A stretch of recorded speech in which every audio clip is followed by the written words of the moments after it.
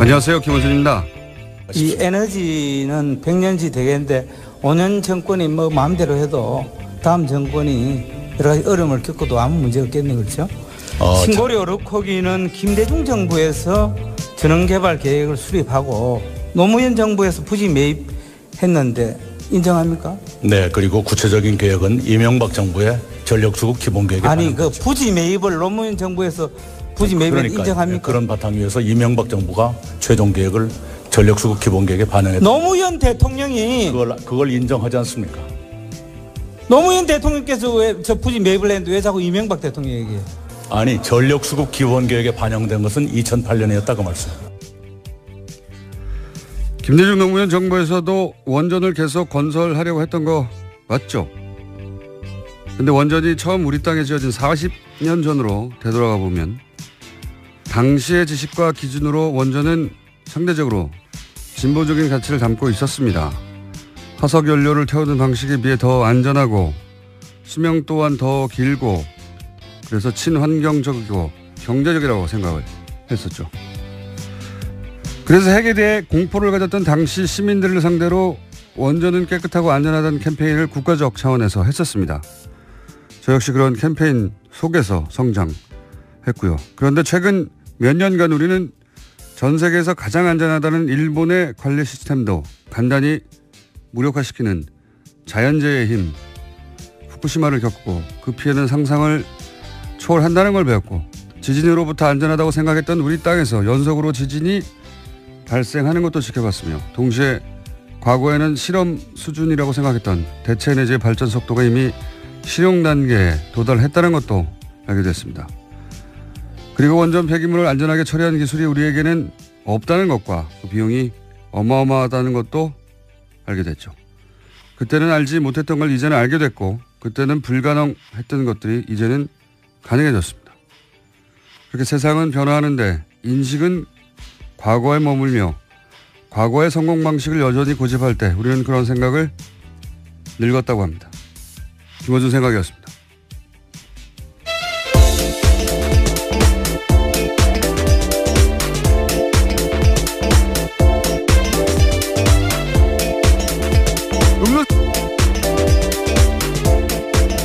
시사인의 김은지입니다. 네. 오늘 아침 오프닝 어땠습니까? 네, 자연스러웠습니다. 제가 이걸 김은지 기자에게 묻는 이유는 방송 시작 30초 전에 도착했기 때문에 오늘은 제가 제 시간에 못 오실 줄 알았는데요. 다행히 네. 예, 오셨네요. 제가 이제 주차를 했더니 차에서 타는 냄새가 나더라고요. 자, 오늘도 제가 하지 않았습니다. 저는. 네. 자, 지금 처음 보는 뉴스를 한번 읽어볼까요? 어떤 뉴스가 있습니까? 오늘 첫 뉴스는. 네, 국회가 박성진 중소벤처기업부 장관 후보자의 인사청문 경과보고서를 부적격 의견으로 채택했습니다. 여당인 더불어민주당 의원들이 퇴장한 상태에서 처리가 된 건데요. 박 후보자가 자진 사퇴를 거부하자 퇴장을 통해서 사실상 부적격 보고서 채택을 암묵적으로 동의했다라고 볼 수 있습니다. 그러니까요. 이제 청와대 코트로 공이 떨어졌어요? 예. 네, 그렇죠. 청문 보고서가 이제 오늘 국회에서 청와대로 넘어가게 되는데요. 그때 입장이 나올 것으로 보입니다. 알겠습니다. 자, 두 번째 뉴스는요? 자유한국당이 박근혜 전 대통령과 서청원 최경환 의원에게 자진 탈당을 권유했습니다. 박근혜 전 대통령에게는 국정 운영 실패에 대한 정치적 책임을 물은 거고요. 대표적인 친박 책임 핵심인 서청원 최경환 의원도 개파 전행에 책임을 지고 당을 떠나라는 겁니다. 최종 결정은 최고위를 거쳐서 윤리위가 하는데 탈당 권유가 의결되면 박 전 대통령이 거부해도 제명 처분이 내려집니다. 박 전 대통령 쪽과 서 의원 쪽은 침묵을 하고 있고요. 최 의원 쪽에서는 부당하다고 주장하고 있습니다. 이 같은 불협 화음이 커질 것 같자 홍준표 대표는 징계 논의 시작을 박근혜 전 대통령 1심 선고 무렵인 10월 중순으로 늦추자라고 제안했습니다. 이 일련의 흐름은 사실은 자유한국당 따로 또 바른정당 따로 소위 보수 진영이 각각 따로 떨어져서 움직인다고 보면 안 될 것 같고요. 예, 몇 차례 방송에서도 언급했지만 이제 이혜원 대표가 대표 자강파인데 예. 사퇴했지 않습니까?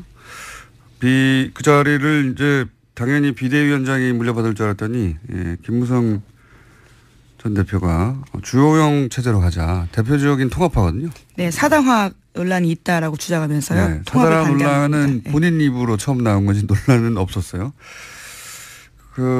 그러면서 이제 바른정당이 만약에 주호영 체제로 가게 된다면 대표적인 통합파거든요. 통합의 전제 조건으로 항상 얘기했던 게 있습니다. 박근혜 전 대통령의 출당과 대표적인 친박 의원들 8적을 처리해달라. 근데 8명까지는 부담스러운 것 같고 2명에게 탈당을 권유했고 나머지 6명은 이제 당협위원장이라고 하는 자리 탈당이 아니에요. 그들이 있는 그 자리만 박탈하고 그런 조건을 열심히 만들고 있어요. 순식간에 빨리빨리 이 타이밍에 결국 이제 자유한국당이 원하는 것은 자유한국당 단독으로 문재인 정부에서 추진되는 그 어떤 법안도 통과되지 않도록 만들 수 있는 의석수. 네, 과반을 얻고 싶은 거죠. 그게 이제 그 국회 선진화법 때문에 네. 예, 결국 5분의 2가 넘으면 네, 과반까지는 가능하지 않겠네요. 예. 네, 5분의 2가 넘으면 단독으로 어떤 법안도 통과되지 않게 만들 수가 있거든요. 거기에 12석이 모자랍니다. 자유한국당이.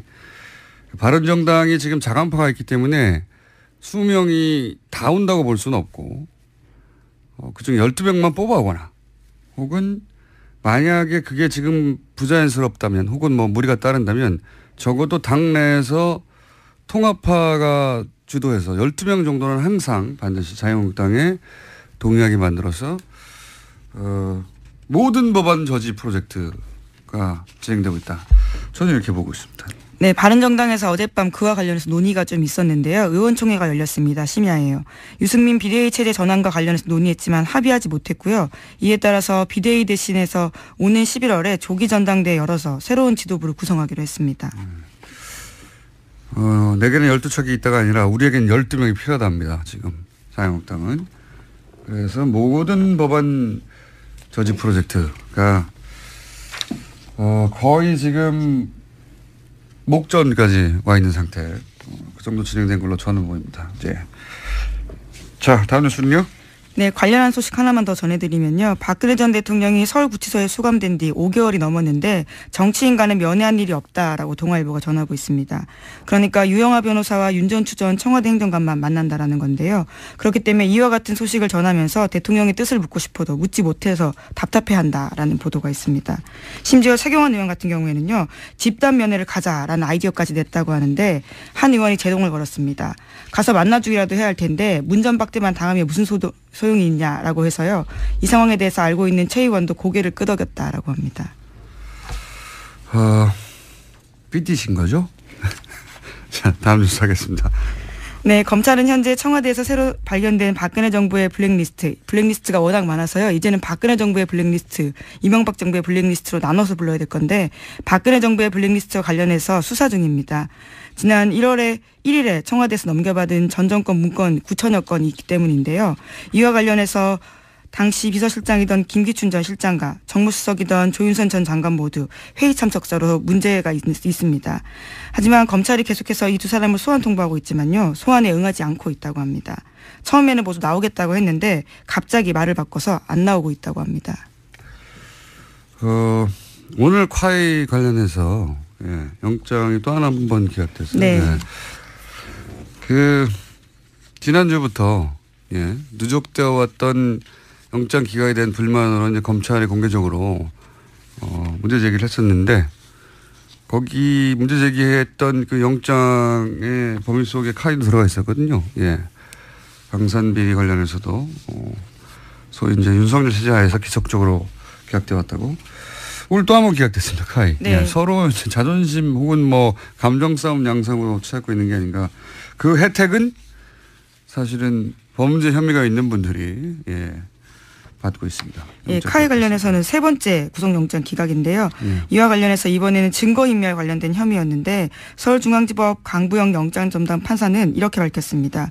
증거인멸죄가 성립하려면 타인의 형사사건에 관한 증거를 인멸해야 하는데 이번 사건 경우에는 자신의 사건과 관련된 증거인멸을 했기 때문에 충분히 소명됐다고 보기 어렵다는 겁니다. 혐의가요. 역시 저는 이게 제가 법에 대해서 잘 몰라서 그런지 모르겠지만 자기 증언 인멸해도 되는 건가요? 제가 알고 있던 상식으로는 재판 전에 변호사들이 그런 조언을 하거든요. 이제 의심을 받을 행동을 절대 하지 마라. 한마디로 말해서 포괄적으로 뭔가 있던 걸 없앤다든가 또는 뭐 자기한테 불리한 증언을 할 수도 있을 사람에게 연락을 한다든가 막 하고 싶잖아요. 그렇죠. 막 해명해 주고 싶잖아요. 그게 아니라고. 혹은 뭐 내가 이상하게 뭐 그때 심정을 무슨 기록을 남겼는데 불안해요. 그게 잘못 해석될까 막 없애고 싶잖아요. 아무것도 하지 말라고 그러거든요. 그게 바로 구속의 사유가 된다고. 혹은 뭐 불리한 증거가 된다고 정황이. 자기 걸 없앴다고 해서 자기 혐의와 관련된 것들이라고 하는데요. 네. 검찰에 따르면 자기 혐의와 관련된 거. 해당 임원 같은 경우에는 카이에서 회계 기준과 관련해 가지고는 여러 가지 매출과 이익을 부풀린 바가 있는데 이와 관련한 핵심 증거들을 없앴다라고 보고 있습니다. 이 납득이 안 가네. 또 이정렬 판사님한테 또 소환 내셔야 되겠네요. 이 납득이 안 가네요. 예. 어쨌든 제가 잘 모르는 부분이 있을 수 있으니까 저는 납득이 안 갑니다만 영장 해설 전담 판사가 있기 때문에 저희가 이 사람 또 한번 짚어보겠습니다. 자, 이왕은 제가 이 말씀을 꺼낸 이유는 뭐냐면 그렇게 해서 풀어줬더니 조윤선 전 장관 지금 나오지 않고 있다는 거죠. 예. 소환도 잘 받을 것 같고 도저히 우려도 없고 그런 것 같은데 아니라는 겁니다. 네. 다음 뉴스는요? 네, 국가정보원 민간인 댓글 사건 관련돼서 계속 전해드리고 있습니다. 민간인이 동원한 온라인 여론조작 활동에 쓴 예산이 현재까지 파악된 액수만 해도 최소 60억 원이라고 한겨레 신문이 아침에 보도하고 있는데요. 검찰이 어제 민병주 전 국정원 심리전단장 피의자 신분으로 불러서 조사하면서 이와 같이 밝혔다라고 합니다. 심지어 2차 수사 의뢰 대상자까지 포함하면요. 돈이 더 올라갈 것으로 보인다라는 건데요. 최대 90억 원까지 이를 거란 전망이 나오고 있습니다. 저는 뭐 세 달 숫자 정도는 썼을 거라고 봅니다. 이게 당시 이명박 정권에서는 차기 정권이 보수 정권으로 탄생하지 않으면 본인이 바로 단죄 대상이 될 수 있다라고 생각했었기 때문에 8, 90억이 중요한 게 아니었거든요. 네. 영수증이 존재하는 것으로만 그리고 또 그 명단이 파악된 것으로만 현재까지 그 정도 금액인 것이고 저는 뭐 돈 아낌없이 썼을 거라고 봅니다. 네, 당시에. 왜냐하면 실제 이런 활동으로 국민들의 여론을 바꿀 수 있다고 생각했기 때문에 그 국정원장뿐만 아니라 국정원 전직 직원들까지 포함해서 대단히 광범위하게 활동을 했었단 말이죠. 그런데 8, 90억은 사실 국정원이 하는 일 혹은 뭐 정부가 하는 차원의 일 중에는 굉장히 작은 수준이거든요. 아주 미니 프로젝트에 가까운 거거든요. 저는 훨씬 더 큰 금액이 들어갔을 거라고 봅니다만 다 밝혀내기는 어려울지라도 그 정도보다는 클 것 같습니다. 예. 관련 뉴스가 또 있나요? 예, 돈과 관련된 뉴스가 또 있는데요. 민병주 전 국정원 심리전단장 같은 경우에는 양지회 회장 그리고 노무기획회장을 2012년 5월 달에 만났다고 합니다. 시기가 묘한데요. 19대 총선 바로 다음 날입니다. 이때 민 전 단장이 이 자리에서 현금 500만 원의 돈 봉투를 줬다라고 하는데요. 적폐청산 TF 같은 경우에는 양지회 내 댓글팀의 팀장이었던 노정은 실장 등이 총선 때 활동했던 감사 표시로 받은 걸로 보인다라는 겁니다. 뿐만 아니라 2012년 11월 달에는 자체적으로 공적조사를 보낸 사실도 있는데요. 총선 때 얼마나 열심히 활동했는지를 강조하고 있습니다. 스스로 밝힌 바에 따르면요. 인터넷 사이트에 10만여 건, 트위터에 12만여 건 글을 올렸다라고 합니다. 10만. 네, 양지회만요. 네, 양지회만. 예. 10만, 12만 건. 총선 다음 날. 네. 다음 달. 총선 다음 달에 노고를 취하했다는 것은. 바로 다음 날입니다. 다음 달, 예. 적극적으로 선거에 개입했다는 거죠. 네. 사실 이 국정원의 활동은 자기들이 원하는 건 정권이 원하는 거죠. 정권이 원하는 사람을 당선시키는 데 집중됐던 거예요. 기본적으로. 총선이든 대선이든. 그리고 그때 되돌이켜보면 그 시절에 선관위 기소수라든가, 예. 선거 관련해서도 이상한 일들이 많았었죠. 예, 터널 디도스라고 하는 것도 있었고요. 터널 디도스는 제가 붙인 이름이고, 예. 선거 시간, 그러니까 투표 시간에 맞추지 못하게 터널에 교통사고를 일으켜서, 예. 네, 김해 지역이었던 걸로 아는데. 투표소에 도착하지 못하게 만드는 터널 디도스, 물리적인 거죠. 예, 인터넷에 하는 게 아니라. 그런 사건도 있었고, 굉장히 많은 사건들이 있었습니다. 그런 사건들의 국정원의 직접적인 연결, 의심해 볼 만한 거죠. 예. 그런 거는 우연이고 겨우 댓글만 조직적으로 했다. 그렇게 생각하기 힘듭니다. 네. 거기까지 진도나가기는 아직 뭐 먼 길인 것 같긴 합니다만, 예. 여하간 국정원은 적극적으로 선거에 개입했었다. 이렇게 볼 뉴스입니다. 자, 한두 개 정도 더 하고 끝낼 수 있을 것 같습니다.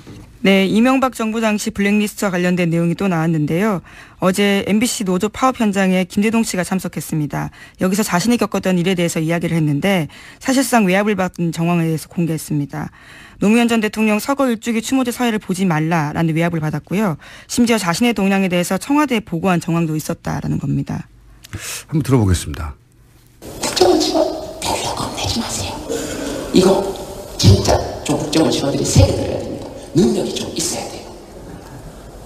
저 만나는 보고 문자를 국정원 담당자한테 보내야 되는데 국정원 직원이 저한테 보냈어요. 예를 들면 18시 30분 서해마을 김재동 만나 저한테 보냈어요. 제가 전화했어요. 문자 잘못 보내신 것 같습니다. 국정원에 협조한 사람이 깊은 자괴감을 느꼈어요. 이들에게 과연 국가 안보를 맡길 수 있는가? 예. 본인을 만난 국정원 직원이 만났다는 보고를 잘못해서 본인한테 했다는. 예. 그 정도로 허술했다라는 거죠. 예. 정말 보고하고 싶었던 거 아닐까요? 김재동 씨한테요. 슬쩍 알려준 건가요? 이런 식으로까지 진행된다라는 사실을. 겁먹어라. 나 이렇게 항상 보고한다 너의 동향을. 혹은 뭐 이걸 폭로해다오. 양심적인 간접적인 제보자였던 거죠. 자, 이 문자를 가지고 폭로해다오라고. 눈치를 못 챘어요, 김재동 씨가. 그래도 김재동 씨는 직접 만나서 이렇게 동향 파악을 했군요. 네. 왜냐하면 가지 말라는 이야기를 하기 위해서 직접 만났다라고 합니다. 그렇군요. 예. 직접 만나지 않고도 많은 방법이 있거든요. 예, 아마 이거 외에도 여러 가지 방법으로 감시하지 않았을까 싶은 의심되는 정황들도 있습니다. 기본적으로는 뭐 항상 요주의 인물로 체크하고 있었겠죠. 예. 근데 그 행사는 특별히 가지 말라고 강력하게 전달하기 위해서 아마 그런 직원이 오지 않았을까 생각이 드네요. 제가 겪은 일을 얘기하면 저도 한 2시간 정도 오늘 시간을 그걸로 때울 수 있는데 이런 일을 김재동 씨가 겪었다. 블랙리스트였던 거죠. 예, 기본적으로. 네, 이거 실제로 블랙리스트에 이름이 올라간 명단 자체가 나왔습니다. 자, 블랙리스트 관련해서는 구체적인 명단이 나오다 보니까 그 명단의 대상이 되는 분들이 내가 왜 올라가 있지? 라는 분들부터 나는 왜 안 올라가 있지? 라는 분들까지 아주 다양합니다. 근데 어제 문성근 씨한테 연락이 왔어요. 저한테도. 예. 블랙리스트 이거 가만히 본인이야말로 정말 긴 시간 동안 뭐랄까요. 먹고 살 수가 없었어요. 정말 배제된 예. 사람이었죠. 완전히 배제된 기간이 너무나 오래된 대표적인 배우인데 너무 화가 난다. 나는 가만히 있을 수가 없다. 나 그냥 막연했을 때하고 구체적인 이름이 등장했을 때하고는 완전히 다른 얘기잖아요. 예. 그런데 그렇게 생각하는 분이 한두 분이 아닌 것 같아요. 보니까. 네, 그래서 소송 계획을 밝혔는데요. 자신의 SNS에 정부 이명박 전 대통령 원세훈 전 원장을 대상으로 민형사 소송을 진행할까 한다라고 밝혔습니다. 저는 그래야 한다고 봅니다. 네. 이것은 전직 대통령의 지시로 추정이 되고 아직 물증이 안 나왔으니까 국정원장의 지시인 것은 확인되는 것과 마찬가지고 그리고 국정원 요원들이 움직였고 그리고 국가가 당시 이걸 방임했기 때문에 저는 이거는 민형사 소송이 가능할 뿐만 아니라 반드시 해야 된다고 봅니다. 네, 실제로 실행된 사실까지도 있는 건데요. MBC, KBS 같은 경우에는 퇴출된 의원, 실제로 이름을 올린 사람들이 퇴출되기도 했었습니다. 이건 그냥 뭐 검찰 수사로 네. 형사적 책임 정도 묻고 끝날 일이 아니라고 생각이 들고요. 이분들이 고통받았던 기관과 그리고 그 기간 동안 입었던 정신적 또 경제적 피해라는 게 제가 예를 들어서 배우 문성훈 씨 같이 가까이 지켜본 바에 의하면 기본적인 경제적 삶이나 사회적 삶 자체 기반이 없어지는 거군요. 붕괴되는 거예요. 그냥. 예, 출연 자체를 못하게 만드는 거니까요. 출연뿐만 아니라 출연을 못한다는 건 그 회사에 나오지 말라는 거잖아요. 야, 일반 직장인으로 보자면. 그것도 몇 년이미가 네, 10년이죠. 10년 동안인데요. 네. 10년 동안 회사에 나오지 말라고 하면 청춘이 다 갔다 이렇게 이야기한 사람도 있습니다. 맞습니다. 뭐 먹고 삽니까? 네, 집 팔고 해야 돼요. 다. 그런 일이 10년이나 있었습니다. 근데 그게 긴가민가하다고 리스트로 나오는 순간 뭐 굉장히 복잡한 감정이 들고 예. 한편으로는 허탈하고 한편으로는 분노하게 되고 그리고 한편으로는 그 리스트에 왜 내가 없냐고 예. 그런 분들 걱정하지 마세요. 리스트가 다가 아니에요. 예. 저도 리스트에는 없어요. 주진우 기자도 없고. 국정원 다른 내부 문건에 이름이 올라가 있던 걸 본 적이 있는데요. 네. 예, 그때 세계일보가 보도했던 바에 보면 있지 않습니까? 다른 문건에 있을 겁니다. 예, 걱정하지 마시고요. 문건이 많이 나오면 본인 이름도 등장할 수 있어요. 자, 시간이 다 됐네요. 예. 오늘 여기까지 해야 될 것 같습니다. 시사인의 김은지였습니다. 감사합니다. 골반 잡자 바로 잡자 바디로직 허리 통증 바로 잡자 바디로직 몸매 교정 바로 잡자 바디로직 자세가 좋아지는 골반 교정 타이즈 바디로직 검색창에 골반 교정 바디로직 삐딱한 남성 골반 허리에도 역시 바디로직입니다. 바디로직의 효과를 못 느끼셨다면 100% 환불해드립니다. 자세한 환불 조건은 홈페이지를 참조하세요. 또 떨어졌어. 너 또 입사 시험 봤어? 아니, 차량용 핸드폰 거치대 말이야. 여러 개 사봤는데 실패의 연속이야. 떨어지고 시야 가리고 운전석에서도 멀고 뭐 좋은 거 없을까? 싼 것만 찾으니까 그렇지. 제대로 된 거 하나 사서 편리하게 쓰는 게 더 낫지. 그런 게 있어? 그럼 있지. 1, 2, 3 할 때 2. 힘 세다 할 때 힘. 2 힘. 2 힘? 2배로 힘이 세다는 건가? 네이버 검색창에 2 힘을 검색해보세요. 장실 굿모닝 화장실 바나 굿모닝 바나나 미궁 대장사랑 혈중 콜레스테롤 개선과 배변 활동 원활에 도움을 줄 수 있는 건강기능식품 광고입니다. 대장사랑에서 전하는 추석 사은행 써 저수지에서 돈 퍼내듯 감사 선물을 펑펑 써드립니다. 검색창에 미궁 대장사랑.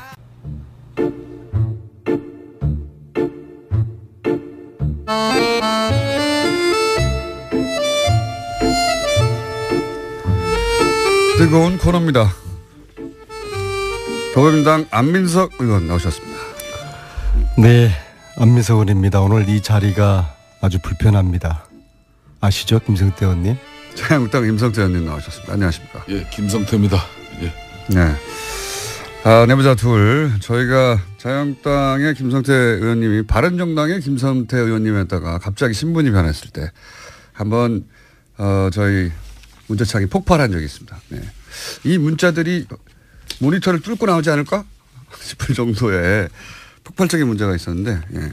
최근에 거의 그에 맞먹는 수준으로 네. 문자가 터지고 있습니다. 심지어는 출연하지 않는 날 문자가 몇백 통씩 오고 있다. 어떻게 생각하십니까?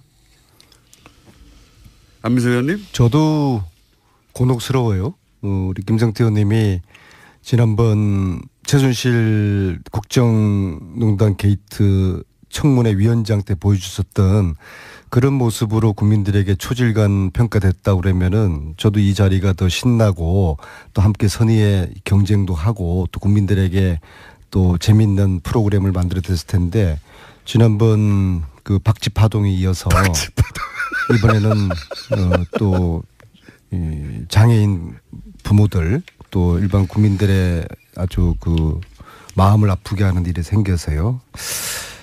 정치라는 게요. 별거 아니라고 봅니다. 가난하고 힘없고 이 사회적 약자들의 눈물을 닦아주는 행위가 정치라고 보거든요. 그들의 눈물을 닦아주지는 못할 망정 눈물을 나게 하는 정치를 하는 분이 김성태 의원님이 아니었으면 바라겠습니다. 저는 지금이라도 여러 가지 다 차치하고 이 장애 아이들을 가진 그 부모님의 심정을 김성태 의원님이 아주 따뜻하게 보듬어 주시기를 바라고요. 그리고 그들의 눈물을 닦아주는 그런 정치를 하시길 바라겠습니다. 의원님 잠깐만요. 이 사건이 도대체 어떻게 되는지 모르는 분도 사실은 적지 않아요. 예. 그래서 그래요? 예. 자, 그래서 저희가 아주 짧은 버전으로 왜 지금 안민석 의원님이 이런 얘기를 하시는지 들려드리겠습니다. 저는 초중등 교육을 책임지고 있는 교육감으로서 장애인의 교육권, 장애인 학생들의 교육권, 학습권을 보장해야 된다는 그런 법적 책무가 있습니다. 그래서 특수학교 설립을 지금 추진하고 있습니다만은 또 왜 이렇게 갈등이 큰데도 왜 밀어붙이려고 하는 건지 해서 이 상황까지 오게 되었는지 솔직히 이해하는데 많은 어려움과 시간이 걸리고 있습니다. 김성태 의원님 가시지 마시고 제발 저희 도와주세요. 외면하지 마시고 저희 도와주십시오. 간단 요약하면 한 부지가 있는데 거기에 한반병원을 짓자라고 하는 주장도 있고 애초에 학교 부지이기 때문에 거기에 장애인 특수학교를 지어야 한다. 맨 앞에는 조혁교육감이었고요. 그리고 김성태 의원님 잠깐 나오셨고 왜 이런 논란이 있느냐. 학부모가 얘기 다 듣고 하시라고 여기에 꼭 특수학교를 지어야 한다고 뭐 이런 그날 나왔던 이야기 요약본입니다. 예. 이 요약본인데 이제 김성태 의원님이 말하자면 특수학교 부지에 왜 한방병원을 지으려고 하느냐라는 지탄의 푸코스가 되신 거예요. 그죠? 한마디로 요약하면. 네. 뭐 말씀을 좀 드리겠습니다. 뭐 정치인의 한 사람으로서 어떤 연유든 뭐 이렇게 무리가 빚은 데 대해서는 제가 할 말이 없습니다. 그렇지만은 지금 이 방송에서도 제가 비판받고 또 정치인으로 책임을 제가 달게 받아야 될 일이 있으면 저는 지겠습니다. 이 흔히 말하는 국립 한방 어려운 건립을 위해서 특수학교를 반대하는 그 부분은 결코 아니라는 사실. 발단은 이렇게 됐습니다. 저희 지역구에 영구 임대 아파트 가장 그러니까 어려운 사람들이 사는 주거 공간 그 한복판에 초등학교가 학생 수 감소로 폐교되었습니다. 그 폐교된 학교 부지에 서울시 교육청은 이제 특수학교를 짓겠다는 거였고 그에 따라서 주민들 반발이 엄청나게 나왔습니다. 그래서 그 주민들 반발을 무마하고 또 이 특수학교도 건립될 수 있는 저는 윈윈하는 그런 방안을 가지고 지난 약 3년 동안에 활동을 했죠. 그 방안이 이제 쉽게 말하면은 저희 지역구인 주민들과 갈등과 또 주민들과 대립을 통한 어떤 그런 특수학교가 건립되지 않는 부분이 아니라 이 대체 부지를 확보해서 그 대체 부지에 특수학교가 건립이 되고 또 그 애초 폐교된 자리에는 지역의 오랜 수건인 국립 한방 어려운을 건립하면 서로 윈윈할 수 있다는 그런 관점으로 시작이 된 것인데 이게 뭐 이런 큰 오해가 불러일으키는 방향으로 가게 된 것은 대단히 아프게 심합니다. 자, 이렇게 해명이 나왔고 안민석 의원님 하실 말씀 있으십니까? 네. 문제의 본질은 그 부지에 한방 부지가 설립될 수 없는 조건이라는 거예요. 학교 부지에 한방병원이 학교 부지에 제가 서울시 교육청하고 보건복지부의 이야기를 들어봤는데 보건복지부 입장도 분명합니다. 서울시 교육청이 그 학교 부지를 용도 변경을 해주지 않는 한은 이건 진행될 수 없다. 또 반면에 서울시 교육청은 그것은 용도 변경해줄 수 없다고 조현 교육감의 입장이 단호하고 그래서 학교 부지는 안 바꿔주거든요. 어쨌거나 과거에 어떤 일들이 있었는지 모르겠지만은 지금 이거는 불가능한 일이 되어버렸고요. 따라서 저는 이제 이 기회에 과연 그 주민들께서 또 특수학교를 반대하는 이유에 대해서 우리가 좀 사회적 편견을 가지고 있는데요. 특수학교를 들어오면은 그 동네에 영향을 미치고 안 좋은 영향, 특히 집값이 떨어진다. 근데 최근에 부산대 연구소에서 특수학교가 들어왔을 때 집값에 어떤 변화가 있는지를 연구를 했는데 전혀 변화가 없어요. 이제 그런 사회적 편견이 좀 사라졌으면 좋겠고요. 저는 국회에서 교육을 담당하는 상임위원회에 있는데요. 교문위에 계시죠. 네. 하늘이 두 쪽 나도 참 어울리진 않습니다. 교육과 안민석 의원님. 제가 교육학 박사입니다. 알고 있습니다. 오늘은 농담할 기분이 전혀 아닙니다. 공장장. 하늘이 두 쪽 나도 강서의 특수학교는 설립될 것입니다. 그래서 이후에 수습이 장애인 부모들의 이 지금의 눈물이 잘 닦여지기를 그렇게 바라고 저도 도우고 김성태 의원님도 그런 입장이어야 되지 않겠습니까? 저는 처음부터 초지일간 저희 지역의 그 폐교 자리에 서울시 교육청에서 특수학교를 건립하겠다는 입장 나왔을 때 저는 반대하지 않았습니다. 근데 왜 이런 오해를 사고 계세요? 그 주민들이 상당한 큰 반발을 하게 되었죠. 그걸 나는 주민들 갈등을 봉합하고 또 서울시 교육청에 오직하면 15년 동안 서울시에 특수학교 하나 안 되었겠습니까? 저는 그래서 윈윈하는 길이 그 지역은 허준 동의보감을 집필한 구암 허준 선생의 탄생지고 동의보감 집필지입니다. 그래서 허준 기념관 박물관이 있고 대한한의사협회회관이 그 학교 앞에 있어요. 그래서 이제 지역 주민들은 이 학교가 폐교되면은 한방 의료 시설이 들어오기를 강력하게 바랬던 것이고, 그런데 어느 날 이 특수학교 들어오니까 주민들 반발은 컸죠. 제가 정치를 10수년간 한 사람인데 서울교육청 학교 시설인데 서울교육청 협조가 안 되고 무슨 지역 주민들 아무리 수군이라도 국립한방 어른이 될 리는 없죠. 그래서 그러면은 이 특수학교 문제부터 해결해주고 지역 주민들의 수건, 주민들의 반발도 무마하는 게 좋겠다. 그래서 이 특수학교 대체 부지를 추진하게 됩니다. 그게 바로 저희 지역구 또 마곡지구 여의도보다 더 큰 땅을 개발하는데 거기에 그거는 지금요. 저 해방 전 이야기고요. 아니요. 아무튼 제가 이렇게 한번 정리를 한번 해볼게요. 저희 이야기 잠깐만 들어보십시오. 그래서 지난 이야기들 그 하지 대체 마시고요. 부지를 조현 교육감도 서울시에 공장장 계십니다마는 5차례나 대체 부지 요청을 합니다. 심지어 2016년 11월은 강서 지역 특수학교 신설 계획이라 그래가지고 마곡의 대체 부지는 인근에 공동주택이 없어 민원의 소지가 적고 공원에 접하고 있어서 학생들의 정서 발달 및 체험 활동에 도움을 줄 수 있으므로 특수학교 입지의 최적 요건이라는 이 의견을 제시합니다. 이렇게 조현 교육감이 5차례나 서울시에 대체 부지를 통해서 그 지역 주민들과 갈등을 무마하면서 특수학교를 건립하려고 요청했어요.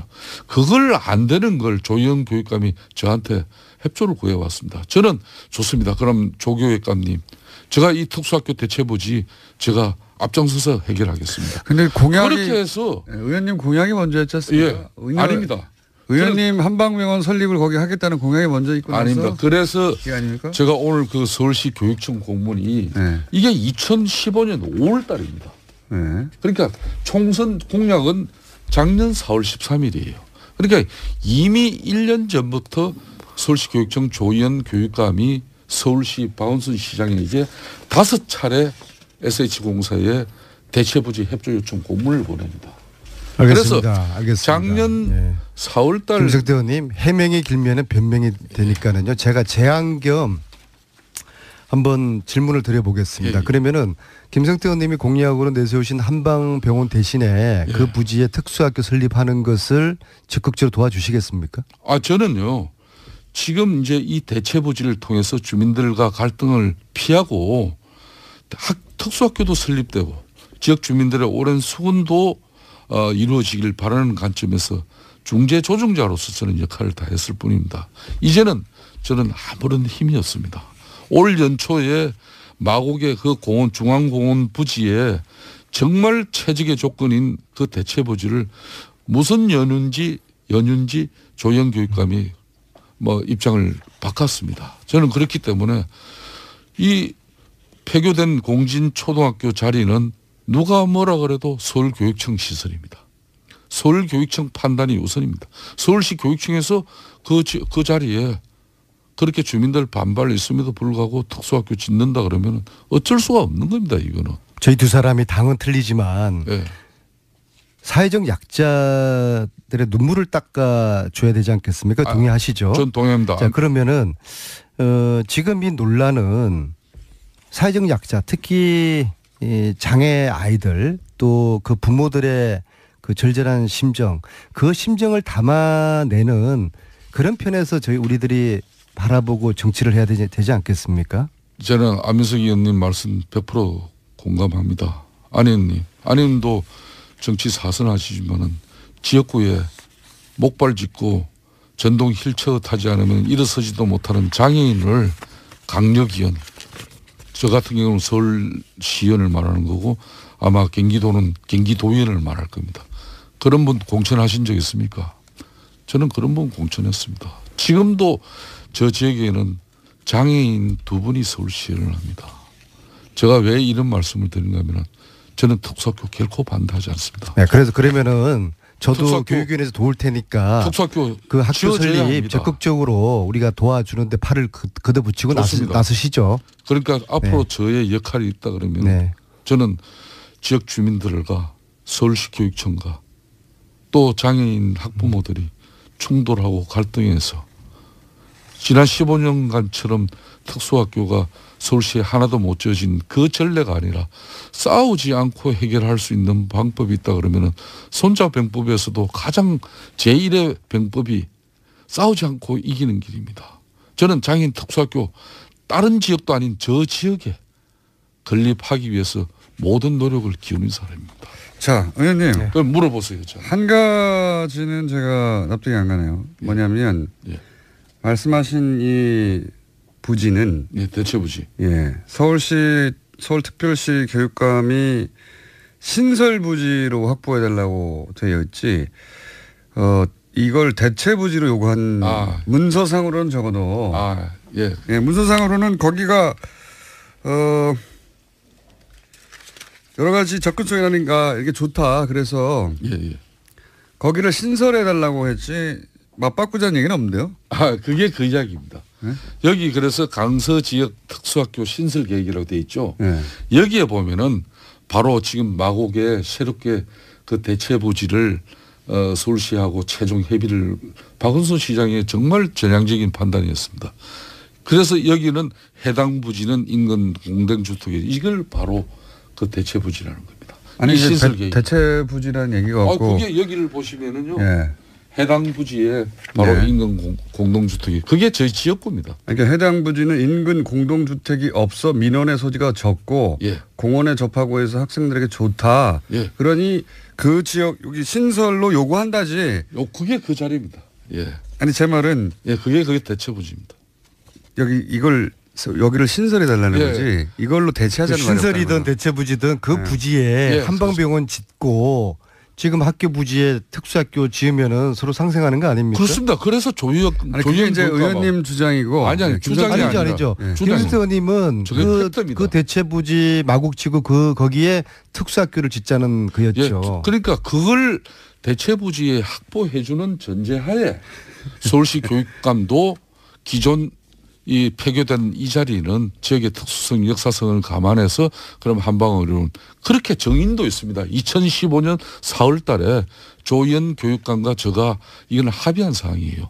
그래서 어제 의원님 말씀은 저 이야기를 한번 들어보죠. 지금 문제가 되고 있는 장소는 여러 가지 논란이 있으니 혹은 뭐 반대하는 사람이 일부 있으니 이걸 대체부지로 옮기고 그리고 대체부지에 그 병원을 짓고 병원이 아니라 그 시설을 짓고 특수학교를 애초 문제가 되는 곳에는 병원을 짓자 이렇게 말씀하시는 거고 그렇게 그걸 서로 약속한 거예요. 그래서 어제 자 그러면 한 가지만 확인하면 되네요. 조희연 교육감한테 그런 얘기를 한 적이 있느냐? 그리고 지금 저한테 주신 공문은 신설 부지를 확보해 달라는 얘기만 있지. 애초에 원부지는 그러면 병원을 짓자는 얘기는 전혀 없거든요. 그러니까 이게 이제 신설 부지를 요청하는 것에 불과한 건지 아니면 그렇게 맞바꾸려고 한 건지 확인해 봐야 되겠네요. 그 내용은 신설 계획에 보시면은 마곡의 그 구체적인 5,000여 제곱미터의 신설 부지를 요구하는 것은 바로 대체 부지로 나와 있고요. 어제 그래서 여기는 대체 부지는 말이 어쨌든 없습니다. 공문에는. 새로 그럼 표현을 바꾸겠습니다. 신설 부지를 확보해 달라. 새로. 이게 추가인지 맞바꾸자는 건지 모르죠. 맞바꾸는 겁니다.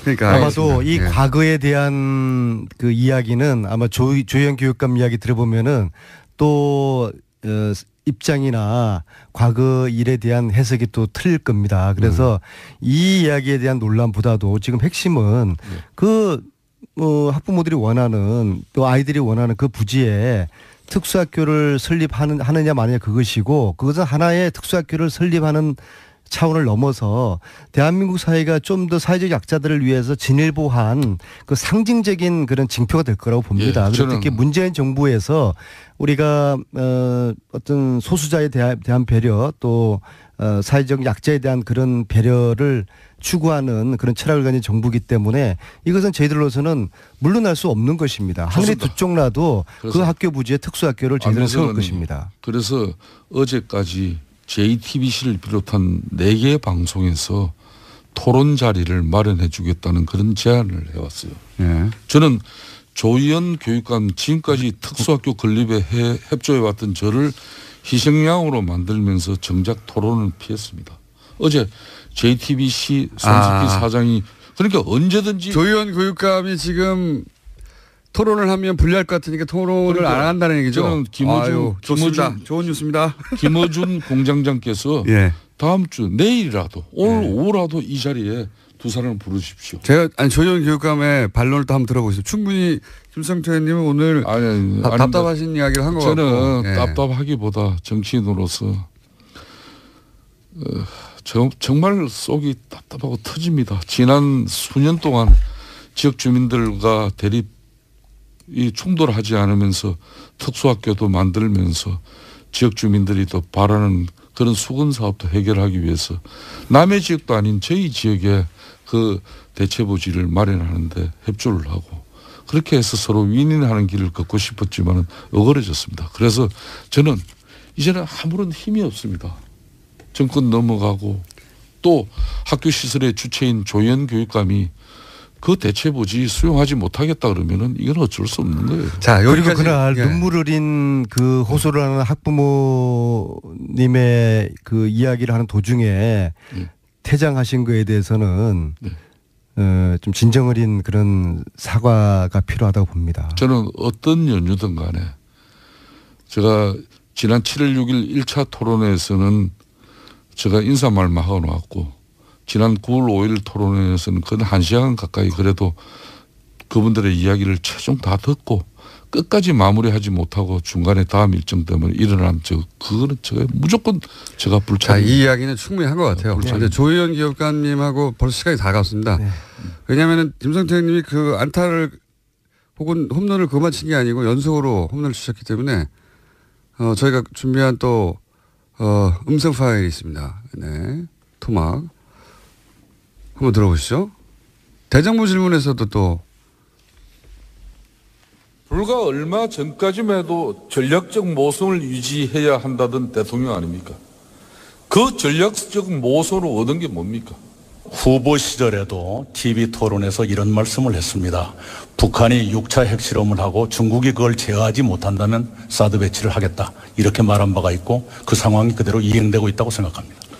이미 한미 동맹 관계는 신뢰 관계는 금이 갈 대로 간 이후에 울매 겨자 먹기 식으로 그것도 임시 배치하는 거 가지고 더 이상 국가는 안보 운운하지 마세요. 그 양심이 있다면 그런 이야기 하면 안 되는 거예요.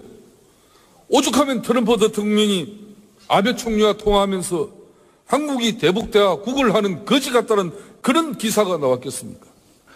김성태 의원님이 한국 대통령보다 일본 총리를 더 신뢰하고 있다고 생각하지는 않습니다.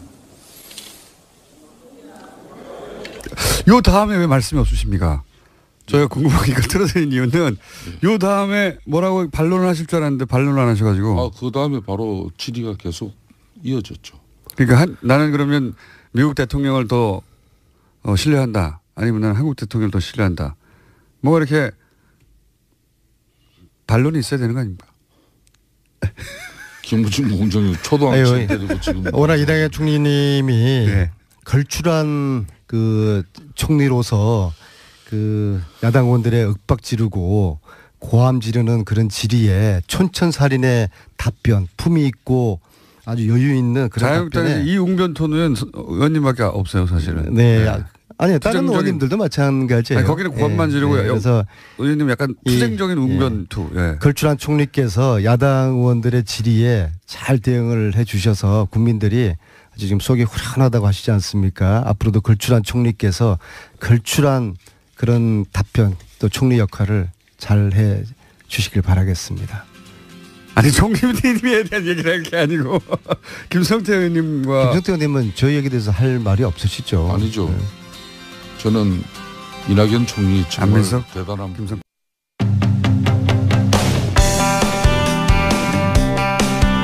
5.18 당시 계엄군 헬기 사격 등 여러 의혹을 조사하기 위해서 국방부 특별조사위원회가 어제 광주를 찾았는데요. 그런데 5.18 기념재단을 비롯한 단체들은 이 특조의 불참을 선언했습니다. 그 이유가 뭔지 5.18 기념재단의 김양래 상임이사 연결해서 들어보겠습니다. 안녕하세요, 이사님. 네, 안녕하십니까. 김양래입니다. 네. 우선 문재인 대통령이 이 5.18 관련해서 제대로 진상조사를 해야 한다 하는 의지를 밝혔는데 그 의지를 의심하지는 않으시는 거죠? 예. 물론이죠. 예. 문재인 대통령께서 진상조사 의지를 밝히시고 또 진상조사를 국방부에 지시하신 것은 대통령께서 하실 수 있는 가장 강력한 행정부에 대한 지시라고 생각합니다. 네네. 다만 문 대통령께서 지시하신 그 내용 자체가 지금 현재 37년 전의 사건에 대해서 완벽하게 진실규명에 접근할 수 있는 그런 내용이 아니라고 하는 점 때문에 저희들이 걱정을 하고 있는 것이죠. 그러니까 대통령의 의지는 강하고 그리고 대통령은 대통령으로서 할 수 있는 지시를 했지만 국방부 특별조사위원회가 그 진실을 제대로 규명할 수 있을 거라고는 보지 않는다 이렇게 생각하시는 거군요. 그렇습니다. 네. 그 이유는 뭔가요? 네, 우선 말이죠. 방금도 말씀드렸지만 이 사건이 37년 전의 사건입니다. 네. 그리고 지금 그 당시에 그 관여했던 사람들, 군인들은 거의 대부분 전역을 했어요. 네네. 그렇죠. 민간인이죠, 이미. 네, 그렇습니다. 민간인 신분이고 또 하나는 중요한 것이 당시 헬기 사격 관련된 내용의 대부분의 자료가 조작되고 있다라고 하는 그런 그 제보를 당시에 받았어요. 88년, 89년입니다. 이미 그때 조작되고 있다. 그때 청문회가 있었죠. 청문회 이후에 당시에 군과 당시 정부는 이 헬기 기총소사 부분에 대해서는 양보할 수 없는 것이라고 생각을 하고 모든 기록을 조작을 했다. 지금 저희는 그렇게 의심할 수밖에 없고요. 물론 기록이 나오지 않았기 때문에 보지 않고 제가 함부로 이야기한 것 같습니다만은 기록이 당시에 요구에 있음에도 불구하고 청문회에도 나오지 않았고요. 그 다음에 전두환 노태우의 12.12 5.18 검찰 조사 때도 나오지 않았습니다. 그리고 지난번 2007년에 있었던 그 군 과거사 진상조사위원회도 나오지 않았습니다. 그렇죠. 지금까지 나오지 않았습니다. 그게. 그렇기 때문에 지금 이제 새로운 그 기록이 나올 수는 있는데 그 자체가 조작됐을 가능성이 굉장히 높다. 그렇기 때문에 지금 현재 진실에 제대로 도달할 수 있는 방법은 당시에 헬기에 관련된 내용이라고 한다면 조종사, 부조종사 그리고 승무원 한 100여 명 됩니다. 이 사람들에 대한 전수조사를 한다면은 이건 가능할 거다 저희들은 그렇게 보고 있는 것이죠. 그런데 진상조사단은 그걸 조사할 수 있는 권한이 없습니다. 그리고 또 민간인이니까요, 그분들은. 예. 그리고 그 기록 자체가 진위를 판단할 수가 없어요. 그러니까 아주 제한되고 또 너무 시작부터가 그런 그 한계를 가지고 출발했기 때문에 저희가 거기 가서 들러리를 설 수가 없는 거지요. 제가 기억하기로는 전두환 전 대통령 비롯해서 그 당시 신군부 계엄에 책임 있는 인사들은 헬기 사격이 사실이 아니라고 얘기하지 않습니까? 여전히. 그렇죠. 예, 맞습니다. 근데 여전히 그 37년 전이긴 하지만 그 당시를 목격했거나 직접 현장에 있었던 사람들이 생존해 계시거나 혹은 그 증언이나 그렇게 존재할 것 같은데 그 목격담이나 구체적인 맞습니까? 네. 그렇죠. 거기에 대해서는 지금 굉장히 많은 광주 시민들이 증언하고 있고요. 검찰에 가서도 이미 오래전부터 증언을 해왔습니다. 근데 문제는 그것을 법원에서 받아들이지 않았지요. 그러니까 증언만 있기 때문에 그걸 받아들이지 않았는데 이제 전일 빌딩의 10층에서 나온 그 총알 흔적이 헬기 기총소사에서 기인한 것이라고 하는 추정, 아주 합리적인 추정을 국립과학수사연구소가 내놨기 때문에 이제 구체적인 증거가 있어서 이걸 피할 수 없는 상황에 이르게 된 것입니다. 당시 코브라였던가요? 코브라에서 쏜 그리고 남긴 탄피 같은 것을 주워서 보관하고 있다든가 혹시 재단에서 없습니까?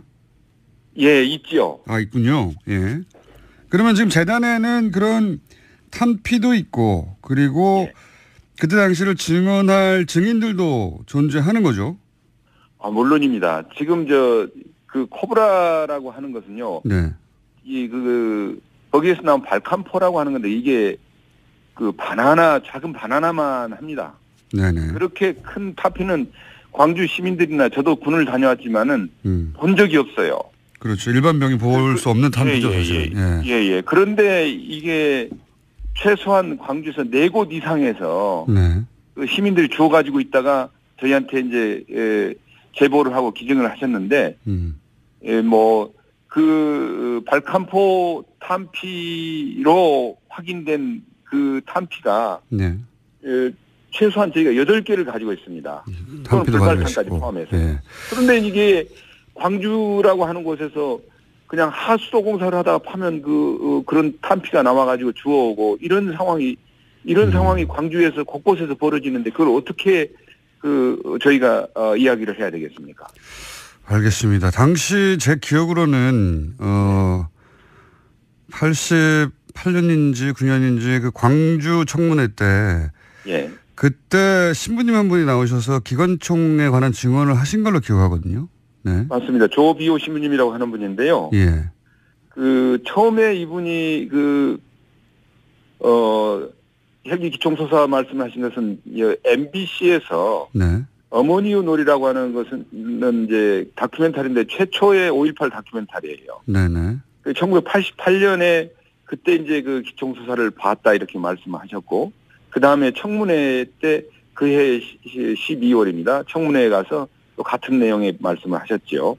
그때 그 이후에 그 군에서는 이것은 아까도 말씀드렸지만 용납할 수 없는 부분이다 해가지고 하여간 전방위적으로 모든 군에 가용한 그런 인적 또는 여러 가지 언론을 포함한 모든 가용한 자원을 다 동원해가지고 그걸 막았죠.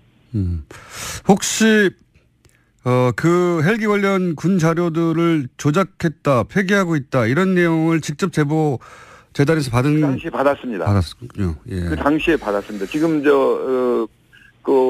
일지나 이런 것들을 행정병들을 동원해가지고 다시 전부 수기로 쓰고 있다 이렇게 이야기를 한 것들을 저희가 들었고요. 근데 문제는 그 사람들이 그 당시엔 너무 살벌한 상황이었기 때문에 나와서 용기 있게 증언을 하거나 제보 정도만 했지 증언을 하거나 저희가 그분을 추적할 수 있거나 그런 형편이 되질 않았습니다. 그렇군요. 몰래 공중전화로 제보를 한다든가 그렇게 신문을 드러내지 않고 했던 이야기지. 아하, 그렇군요. 그러면 그때 제보를 했던 분들이 지금도 살아계시다면 다시 한번 등장해 주면 굉장히 큰 도움이 될 수 있겠군요. 지금 이제 양심 선언이라든가 또는 그분들을 처벌할 수 있는 권한을 가진 조사 권한, 수사 권한을 가진 그런 힘이 있는 위원회라든가 이거 아니고는 이 문제에 대해서 접근하기 어렵습니다. 그렇군요. 예. 예를 들어 직접 내가 그 문서를 폐기했다, 조작했다, 혹은 내가 헬기를 타고 있었다 당시에. 그렇습니다. 혹은 조정을 했다. 지금까지는 헬기 사격 명령을 받았다. 그 명령을 받았다. 그 당시에도 그렇게 이야기를 했습니다. 다만 나는 쏘지 않았다. 이런 것만 존재를 하고 있습니다. 명령을 받았지만 쏘지 않았다는 이야기, 오히려 증언만 있었다. 그런 증언은 하면서 문제는 그랬는데 저희들이 그러면 그 사람의 이야기를 처음에는 믿었죠. 그러면 사격 명령이 있었구나. 그러면 당신 말고 다른 사람들이 사격 명령을 받은 사람 쏠 수도 있지 않냐. 저희들이 이렇게 이야기를 했죠. 왜냐하면 광주 시민들은 본 사람이 있었기 때문에 광주 시민들 수십 명이 지금 그걸 보고 증언을 하고 확인하고 있습니다. 근데 다만 군에서는 쏘지 않았고 또 시민들을 향해서는 더욱 쏘지 않았고 이런 식으로만 이야기를 하는 거예요. 쏜 거를 본 사람이 있고 탄피도 있는데 그리고 관련해서 헬기 관련 자료가 조작됐다는 당시 제보도 있는데 군에 그런 자료가 남아있을 리도 없을 것 같고 그리고 그게 너무 오래전이라 또 당시 이제 너무 엄혹한 시절이라 비밀리에 제보를 해서 신분 확인도 안 되니까 지금으로서는 관여됐던 분의 직접적인 증언 혹은 양심 선언이 필요한 상황이고요. 그렇게 이해했습니다. 안 그러면은 지금 검찰이 전두환 회고록 관련해서 지금 조사를 하는 데 있어서 핵심 조사 중에 하나가 형사조사에 있어서는 헬기 사건이거든요. 왜냐하면 헬기 사건을 본 성직자들을 모독했으니까요. 알겠습니다. 그래서 이제 돌아가신 분들에 대한 명예훼손으로 지금 고소를 해놓은 상태인데 이제 검찰에서 최근에 나온 내용을 보면은 조종사들을 조사할 수 있다. 그럼 수사권을 가진 검찰은 조종사들이나 그 당시 승무원들이나 불러서 조사를 할 수 있죠. 권한이 있으니까. 근데 특별조사라는 권한이 없습니다. 그렇습니다. 뭐라고 할 수 있겠죠. 그러나 가지 않겠다고 하는데 어떻게. 강제력이 없죠. 그렇습니다. 근데 이 헬기. 그걸 가지고 지금 뭔가 할 수 있다고 국방부가 이야기하는 것은 이건 진실을 또다시 호도하는 겁니다. 또 하나 더 말씀드리자면. 국방부가 단 한 번도 진정성을 가지고 5.18을 대한 적이 없어요. 국방부는 앞장서서 왜곡하고 은폐하고 조작했던 당사자거든요. 그리고 지금도 자료를 내놓으려고 하는 적극적인 의지를 갖고 있지 않습니다. 왜냐하면 국회의원님들께서 저희들 재단에 자료 요청을 해와요. 이유는 뭐냐면 국방부가 자료 대응을 안 해준다는 거예요. 지금 현실이 그런데 마치 국방부 진실규명조사단이 뭔가 할 수 있다라고 그렇게 분위기를 만들어가는 것은 이것은 아니라고 생각합니다. 헬기가 왜 이렇게 중요한 거죠? 전두환 전 대통령 회고록에도 보면 굳이 헬기 사격은 없었다고 얘기하고 있고 또 재단에서는 헬기의 사격 정황은 너무 분명하다고 말씀하시는데 헬기가 왜 이렇게 쟁점이 되는 겁니까? 왜냐하면 그동안에 군에서 주장해온 자위권 발동이라고 하는 것이 무너지기 때문이거든요. 군에서는 지금 자기들이 시민들이 너무 강하게 저항을 해서 어쩔 수 없이 총을 쐈다. 그렇죠. 위험했기 때문에 어쩔 수 없이 방어적인 그런 위치에서 쐈다. 이게 자유권 아닙니까? 발사 명령이 있었던 게 아니고 위협을 받아서 자유권을 행사했다 이거죠. 예. 예. 그런데 문제는 공중에서 비무장한 시민들을 향해서 총을 쐈다라고 그렇죠. 하는 건 자유권입니까 이게?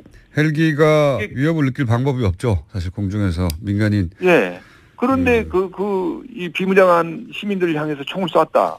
이건 자유권이라고 하는 건 모든 것이 무너져 버리고. 그렇군요. 핵심이군요. 특히나 이게 그 비무장한 시민들, 소위 말해서 군의 과도한 정말 천인공노할 그런 그 만행에 저항하는 시민들을 향해서 헬기에서 총을 쐈다. 공중에서 무력을 행사를 했다.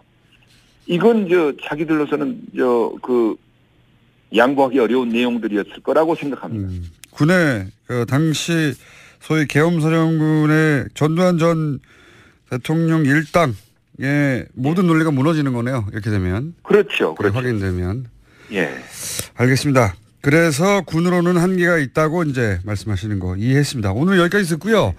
예. 요사는 앞으로도 계속될 것 같으니까 저희가 자주자주 모시겠습니다. 오늘 말씀 감사합니다. 네네, 고맙습니다. 네, 지금까지 5.18 기념재단의 김양래 상임 이사였습니다. 또 목에 걸렸어. 왜 작은 건 없지? 그럴 땐 더알티지 오메가3. 스마트폰을 너무 많이 봤나 봐. 눈이 너무 건조하네. 그럴 땐 더알티지 오메가3. 손발도 저려. 그럴 땐 더알티지 오메가3. 알았어. 더알티지 오메가3. 그래, 약사들이 만든 GM팜을 검색해보라고. 오케이, GM팜. 오빠, 우리 어디 가는 거야? 정수 가지. 와, 우리 말 타러 가는 거야? 그렇게 좋아? 고민하지 말고 장수로 오세요. 온 가족이 즐기는 승마 체험과 국내 최대 규모의 말역사 체험관 등 장수에는 정말 볼 것, 누릴 것들이 넘쳐난답니다. 말의 심장 소리를 직접 느껴보는 장수에서의 하룬 여행. 장수는 항상 가까이 있습니다. 주말 여행은 장수로. 승마 체험 예약은 063-350-5486.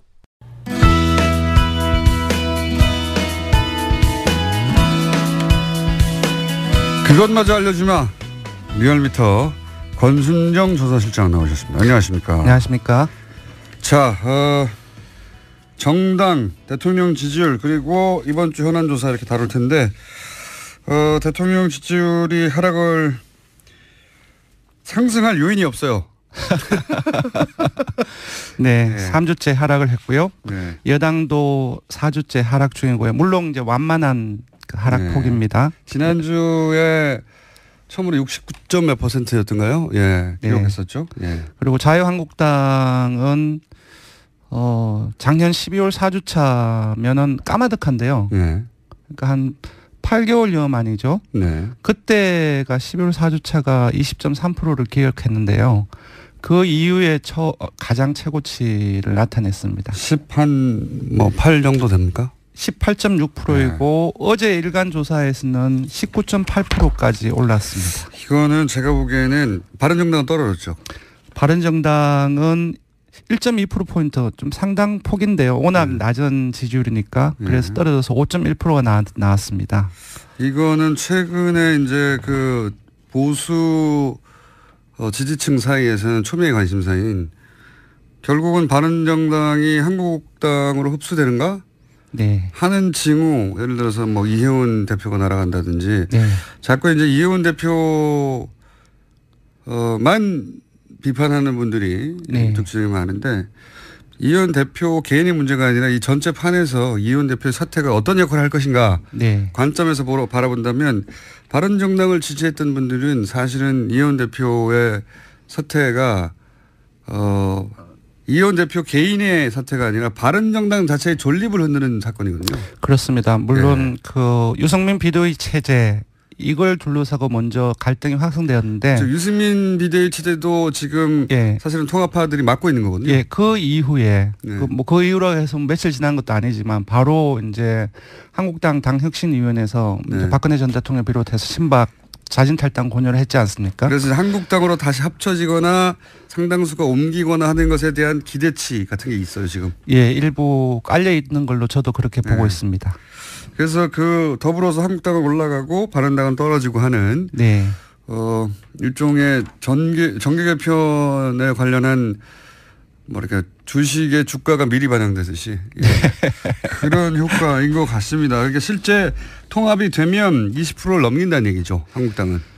그렇죠. 24.1%를 19대 대선에서 홍 후보가 득표를 했습니다. 이제 20% 이상 한 30% 가까이도 갈 수 있다. 통합되면. 가능하지요. 네. 그러면 이제 전통적인 양당 체제에 가까운 지지율 구조로 조금씩 변화가겠죠. 그렇죠. 국민의당이 지금처럼 군소정당화 지지율 측면에 된다고 한다면은 그렇게 봐야 되겠죠. 네. 자, 대통령 지지율은 또 한 2, 3% 하락했겠죠. 당연히 이 상황이라면. 네, 맞습니다. 그래도 여전히 8%니까 3명 중 2명이 66.66666입니다. 그래서 딱 3명 중 2명이면 여론조사에서는 뭐 압도적인 지지 또는 압도적인 찬성 이런 얘기를 하는데요. 여전히 3명 중 지지율이 워낙 높았기 때문에 66%면 엄청나게 떨어진 것 같아요. 3주째 하락을 해서 상당히 많이 떨어진 것 같지만 여전히 3명 중 2명이 지지를 보내고 있고요. 그래도 이제 하락폭을 말씀드리면 2.3%포인트 내렸습니다. 66.8%이고요. 부정평가는 26.8%입니다. 기억하실지 모르겠지만 지난주 주간 집계가 4%포인트 내려서 69.1%였습니다. 그래서 8월 4주차 이후에 3주째 지금 하락하고 있는 상황입니다. 지금은 왜냐하면 보수층뿐만 아니라 지지 기반 중에 뭐 아주 핵심 코어는 아니지만 국민의당을 지지했었거나 혹은 뭐 무당층이거나 그렇습니다. 이런 층들이 빠져나가겠죠. 대립각들이 분명해지고 있으니까. 세부 분석을 해봐도 이번 주에는 국민의당에서 상당히 많이 빠졌고요. 한 12%포인트 빠졌고요. 무당층에서 국민의당보다 무당층 숫자가 훨씬 많습니다. 무당층에서 7.2%포인트가 빠져서 금방 말씀하셨던 부분들이 연결이 되고 있습니다. 핵심 지지층이라고 할 수 있는 지난번에 그런 얘기 한번 하셨는데 문재인 대통령의 핵심 지지층이 얼마쯤 되느냐. 그 리얼미터의 당시의 조사로는 대략 한 60% 가까이 된다. 정권 초기에 그 조사를 했었죠. 끝까지 지지할 거냐. 그러니까 지지의 지속층 기준으로 핵심 지지층을 나눴을 때 57.5%가 정권 초기에 나왔습니다. 고층은 어떻습니까? 고층의 충성도는 흔들리고 있나요? 핵심 지지층을 저희들은 이제 최근에는 19대 대선에서 문 후보에게 투표를 하고 그리고 아직까지도 긍정 평가를 하는 그 층으로 저희들은 핵심 지지층을 규정을 하고 있는데 이 핵심 지지층에 따르면은 조금 놀라운 결과인데요. 저는 사실 그 북핵 이후에 그리고 이제 전술핵 문제 논란으로 확산되는 과정 속에서 핵심 지지층에서 이안뿐만 아니라 반대층으로 상당폭이 돌아설 것이라고 예상을 했는데 과거에 노무현 전 대통령 때 그랬었죠. 네, 그렇습니다. 결론은 그렇지가 않습니다. 지금까지 19주차까지 조사한 동안에 한 평균이 94% 정도가 핵심 지지층에서 지지를 했었는데 떨어지긴 떨어졌지만 여전히 91.5%가 이번 조사에서 지지를 하고 있는데요. 아직까지는 핵심 지지층이 강한 응집력을 유지를 하고 있다고 봐야 될 것 같습니다. 알겠습니다. 자, 그러면 그러니까 핵심 지지층은 거의 흔들림이 없는데 여하간 좀 더 약한 지지층은 한 2.3% 정도. 주로 전통적인 문 대통령 입장에서는 전통적인 반대층에서 계속 빠지고 있는 상황입니다. TK라든지 충청권도 상당히 보수적인 성향의 유권자분들이 많은 지역인데요. 이곳이라든지 60대 이상 같은 경우는 지난주에도 상당폭 많이 빠졌는데 이번 주에는 추가적으로 더 빠졌습니다. 제가 기억하기로는 지난주에 60대 이상에서 5%포인트가 빠졌는데 이번 주에는 10.6%가 빠졌어요. 그리고 이념 성향을 봐도 중도 보수적인 성격 그리고 보수층이라고 응답한 사람들이 주로 빠졌고 그래서 이렇게 종합을 해보면 지난주 이번 주에 지속적으로 빠지고 있는 그 계층들이 주로 전통적인 반대층이라고 얘기가 되는 보수층 그리고 TK 그리고 고연령 유권자분들이 중심입니다. 애초에 뭐 가장 약한 고리였던 층에서 빠지는 건데 가장 먼저. 네네. 기본적으로 그 민주당도 좀 빠졌을 텐데. 민주당은 제가 보기에는 생각보다는 적게 빠졌어요. 그러니까 왜냐하면 하락세가 한 4주째 이어지고 있기는 하지만 하락폭 이 주간마다 조금씩입니다. 0.5%포인트, 0.5%포인트. 예, 그래서 이번에도 0. 몇 프로 빠졌네요. 예, 그래서 그 지난주에 49. 몇 프로였는데요. 자기가 났는데 이번 주에 49.1%가 나와서 소폭 빠졌습니다. 반면 한국당이 많이 올랐습니다. 아까 말씀드렸던 것처럼. 예, 아까 말씀드린 한 8개월여 만에 가장 높은 지지도를 보이고 있고, 지지율을 보이고 있고요. 아무래도 제가 보기엔 전술 핵무기 재배치 이 부분들을 확산시켜 나가고 있는데요. 이 부분들이 연골고리가 돼서 일정 부분 그 지지층을 끌고 있지 않는가라는 생각입니다. 그리고 사실 그 민주당에서는 호재가 아무것도 없어요. 예를 들어 박성진 장관 후보자 그렇습니다. 관련해서도 그렇고 예. 임명동의안이 김희수 임명동의안 현재상 부결되는 것도 민주당한테는 악재거든요. 어쨌든. 맞습니다. 네. 박성진 장관 이 문제는 지난주에 북핵 여파로 인해서 잠재가 돼 있었는데 이번 주 인사청문회가 월요일에 있었죠. 그 이후에 다시 표본화되고 있습니다. 결국은 이제 지지율이라는 게 어떤 당시 분위기, 이미지 같은 거의 종합이기 때문에 네네. 이런 것들이 이제 부정적인 요인들이 한꺼번에 나오는 거죠. 예. 맞습니다. 김일수 부결 부분도 국당 역품 가능성 전망도 일부 있었지만 이 부분은 분명히 중도 보수층에서도 이탈 요인이거든요. 네. 그래서 국민의당은 좀 떨어지긴 했네요. 이제 국민의당은 0.1%포인트 떨어졌는데 횡보했다라고 봐야 될 것 같습니다. 5.6%입니다. 네. 국민의당 입장에서는 그게 승부수라고 생각했던 것 같은데 국민의당 바람대로 되지도 않았고 그렇습니다. 그렇다고 이제 국민의당 비토층이 더 크게 늘었다고 볼 수도 없고. 예. 네, 정말로 지난주에 강하게 그 현 정권에 대해서 이제 그 강하게 이제 반발을 했었는데요. 거기에 따라 그 기준으로 보면은 이제 아무 일도 일어나지 않았다. 예, 그렇게 봐야 될 것 같습니다. 네. 네, 지지율로 보자면 안철수 대표가 성공했다고 생각하는 만큼의 지지율 변화는 없고. 저는 조금 뜬금없는 생각인지 모르겠지만 이런 생각을 해봤어요. 그러니까 대표가 되자마자 안철수 대표님이 되자마자 현 정권의 중요한 부분들을 뜻을 같이 하면서 강하게 지지를 보냈으면 저거 보고는 지지를 많이 올랐습니다. 예, 지지를 보냈으면 기존의 이제 대선 과정 속에서 여러 가지 이제 부정적인 이미지를 탈각시켜 나가고 그것들 좀 장기적으로 그렇게 이어 나간다고 한다면은 분명히 새로운 지지층들을 저는 묶지 않을까 안철수 대표의 전략을 누가 짜주는지는 모르겠는데 납득이 안 가는 면이 있어요. 그래서 어떤 느낌이냐면 저분은 아직 대선이 안 끝났구나. 네. 예. 그러니까 대선을 혼자 치르고 있어 아직도. 네, 안철수 대표나 그 국민의당이 가지고 있는 명분이 있겠지요. 근데 그 명분과 뜻을 실현하려면은 정권을 잡아야 되니까 그런 측면에서 본다고 한다면은 오히려 강하게 지지를 보내고 했으면 어땠을까라는 생각을 해봅니다. 네, 근데 그럴 가능성은 제로인 것 같군요. 지금 벌어진 상황에서. 그래서 저도 좀 뜬금없는 생각을 했습니다. 자, 현안 조사. 저희가 하나밖에 없는 게 아니라 현안 조사를 해야 되기 때문에 급하게 정리를 해보시죠. 네, 지난주에 핵무기를 독자 개발하거나 전술 핵무기를 다시 재배치하는 것에 대해서 어떻게 생각하는지 국민 인식을 조사해봤습니다. 그랬더니 찬반 여부로 묻고 보면은 찬성을 한다라는 응답이 53.5%가 나왔고 반대가 35.1% 나왔고 핵 보유하고 비슷하네요, 거의. 그렇습니다. 전술 핵 전략 핵 독자 개발 구분하지 않고 이 정도로. 네. 그 찬성이 절반 이상을 넘어섰고요. 근데 그 찬성 여부와 별개로 실현 가능한지 여부도 같이 저희들이 물었더니. 조사를 했는데 실현 가능성도 49.7%로 나왔고요. 불가능하다라고 응답이 38.9%가 나왔습니다. 그러니까 둘 다 절반에 근접하거나 절반에 넘는 다수가 찬성 또는 실현 가능하다라는 응답을 했습니다. 네, 이 공포는 기본적으로 합리와 이성으로 해결할 수 없는 영역이라 핵은 공포잖아요. 그래서 이런 정서적 반응은 당연한 것 같고요. 기본적으로 저는. 그래서 저쪽도 핵이니까 우리도 핵밖에 없지 않느냐. 그렇죠. 아주 간단한 논리죠.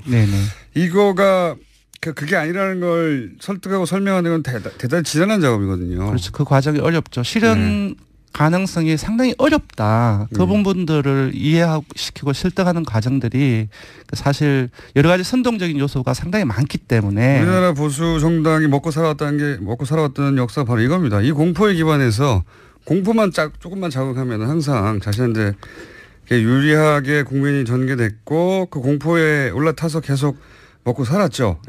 지금 보수 매체나 포탈이나 혹은 뭐 종편들이 내내 북핵만 얘기하는 이유도 그런 이유죠. 예. 그런데 이제 정부가 이럴 수는 없는 거거든요. 그렇죠. 네. 정부는 합리화 이성으로 상대해야 되기 때문에. 정부는 전체 경제 상황도 봐야 되고 동북아 군사 역학 관계도 봐야 되고. 자, 근데 그건 어려운 얘기고 쉬운 얘기는 핵이 있으니까 우리 핵을 가져야지. 이거 훨씬 쉽잖아요. 그렇죠. 예. 네. 이거를 현 정부가 어떻게 대처할지 그리고 자유한국당은 이걸 얼마나 이용할지. 네. 그런 관점에서 앞으로 정보를 볼 수 있습니다. 자, 조사계 말씀하시고 마치죠. 네, 이번 대통령 정당 조사는 TBS 의뢰로 전국 19세 이상 성인을 대상으로 9월 11일부터 13일 사흘 동안 전화면접 자동응답 혼용 방식으로 실시했고 최종 응답자는 1,527명입니다. 표본 오차는 95% 신뢰 수준 플러스 마이너스 2.5%포인트, 응답률은 3.9%였습니다. 지금까지 리얼미터 권순정 조사분석 실장이었습니다. 감사합니다. 고맙습니다.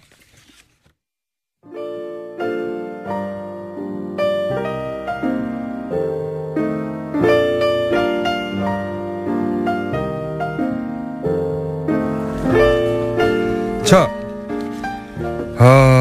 김성태 의원에게 쏟아진 문자가 역대 가장 많은 문자가 쏟아졌던 홍준표 대표 출연 때를 능가하고 있습니다. 네. 가볍게 철을 넘겨서 보통 이제 대선후보급 나오면은 한 700, 800 정도 되거든요. 네, 근데 대선후보급도 아니신데 가볍게 철을 넘겼습니다. 네. 너무 많아가지고 저희가 다 읽어보기도 힘들 정도이고 이제 김진애 박사님마저 알바들 댓글 알바들이 등장했어요. 예. 김진애 박사님 노무현 대통령 건축 정책에 대한 내용이 귀에 너무 쏙쏙 들어옵니다. 아직 방송도 안 하는데 어떻게 들으셨어요?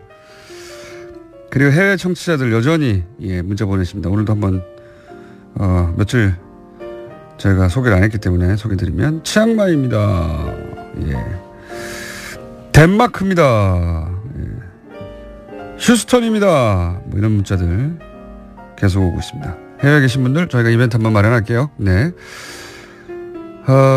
지금도 김성태 의원 방송 끝난 지가 한참 됐는데 지금도 김성태 의원님을 향해서 문자가 쏟아지고 있습니다. 네. 내일도 올 것 같습니다. 여기까지 하겠습니다.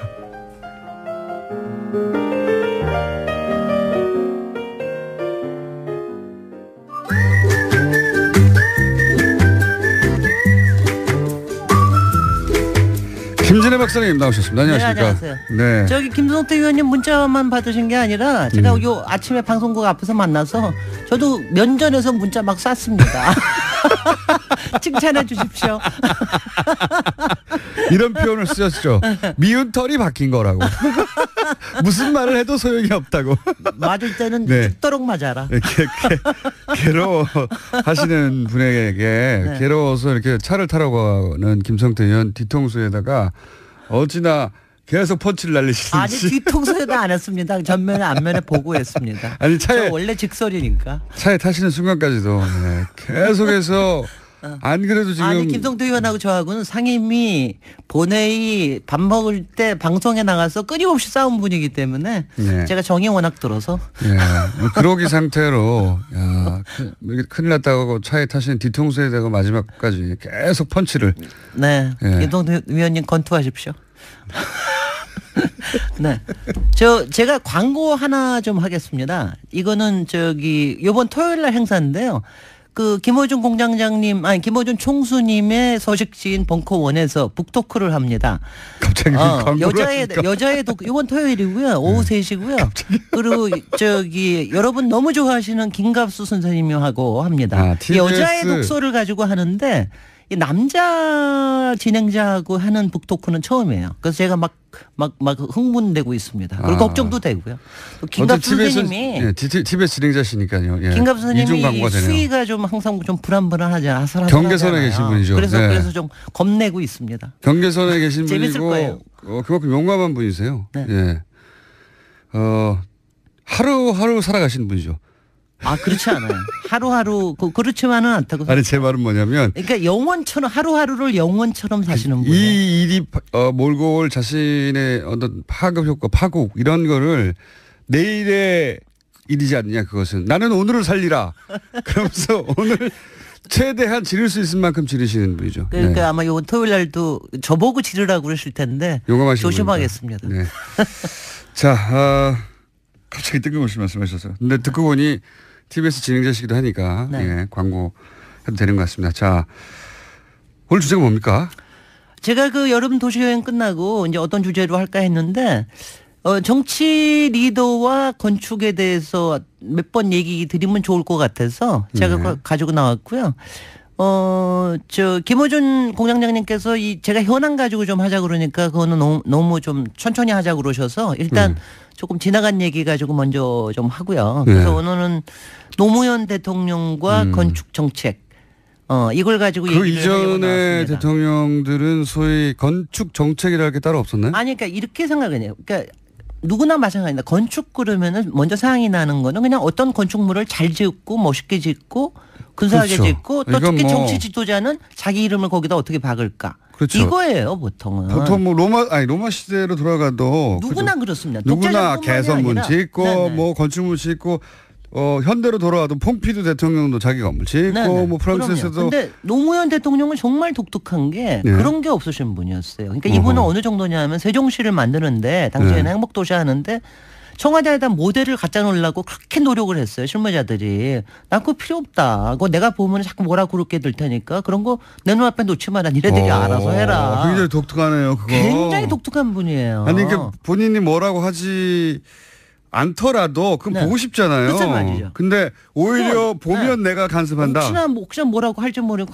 그렇다고 건축에 관심이 없는 분은 아니라서 이분이 만드신 게 당시에 건축문화 건설기술 선진화위원회라는 걸 만드셨어요. 근데 이 위원회가 대통령 자문위원회인데 대통령 자문위원회의 이름에 건축이라는 말이 붙어 있는 게 이게 역사상 처음입니다. 우리나라. 그런데 그 위원장을 누가 했겠습니까? 알고 싶잖아요. 그걸 김진애가 했습니다. 그래서 알고 싶지 않습니다. 김진애라는 어떤 사람이 했습니다. 아니 근데 제가 바로 이거였어요. 왜냐하면 제가 저도 정부위원회 여러 가지를 해봤는데 보통 건축이라는 거에 관련되면은 되게 어떻게 건물을 잘 짓냐 뭐 이런 거 가지고 주로 얘기를 하니까 짜증나요, 솔직히.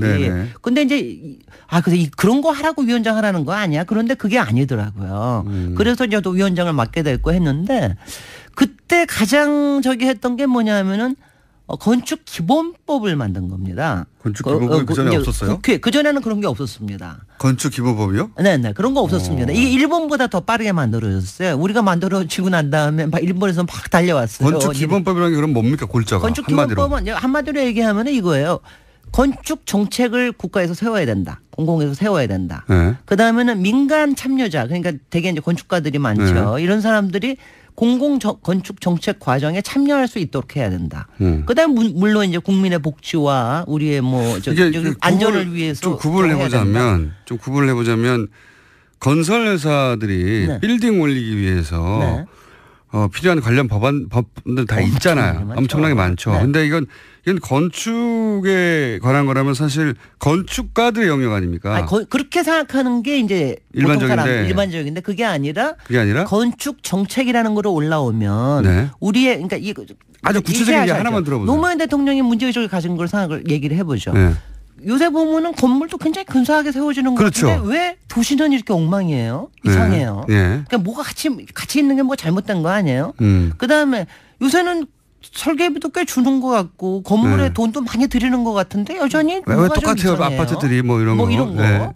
그다음에 왜 우리는 외국처럼 이렇게 오래된 건축물을 잘 못 가지고 있는 거예요? 뭐 이런 거예요. 그러니까 여러 가지 이런 거를 가지고 있는 겁니다. 그러니까 문제의식이 평범한 모두가 가지고 있던 거죠. 가지고 있던 거. 그다음에 왜 아파트는 아무데나 들어서요? 뭐 이런 거 같은 거 있잖아요. 그런 거를 가지고 있는 거예요. 그러니까 이거를 그리고 그다음에 그러니까 이게 뭐냐면 국가에서 돈을 어디서 써야 되느냐. 그다음에 정책을 어디에다 우선순위를 둬야 되느냐. 이런 걸 고민하라고 만든 겁니다. 그래서 이제 만드는데 국가가 처음으로 어떤 조형적인 혹은 뭐 심미적인, 미학적인 이런 게 아니라 근본적으로 투자와 정말 그 안전과 복지와 이런 거를 통해서 문화를 어떻게 만들어내느냐. 이런 국가가 어떻게 인프라를 제공해서 도시가 더 아름답게 변할 수가 있느냐. 그렇게 그겁니다.